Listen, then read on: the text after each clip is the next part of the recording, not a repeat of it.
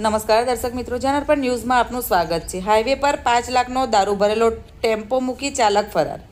Golden bridge નજીક highway પર પોલીસને રોકવાનો પ્રયાસ કરતા ₹5 લાખ ભરેલો ટેમ્પો મૂકી ચાલક ફરાર થયો હતો। હરની પોલીસે દારૂ અને ટેમ્પો મળી કુલ ₹9,59,000નો મુદ્દામાલ જપ્ત કર્યો હતો। હરની પોલીસે ગોલ્ડન બ્રિજ નજીક હાઈવે પર ગત રાત્રે પસાર થતા શંકાસ્પદ આઈસર ટેમ્પાને રોકવાનો પ્રયાસ કર્યો હતો। પોલીસે પીછો કરતા સાઈડ પર ટેમ્પો ઊભી રાખી ચાલક અંધારામાં ફરાર થયો હતો। પોલીસે ટેમ્પાની તપાસ કરતા દારૂ અને બિયરનો ₹5,08,000નો જથ્થો મળ્યો હતો। આ ગુનામાં હરની પોલીસે ₹9,59,000નો મુદ્દામાલ કબજે કરી ટેમ્પાના નંબરને આધારે તપાસ શરૂ કરી છે।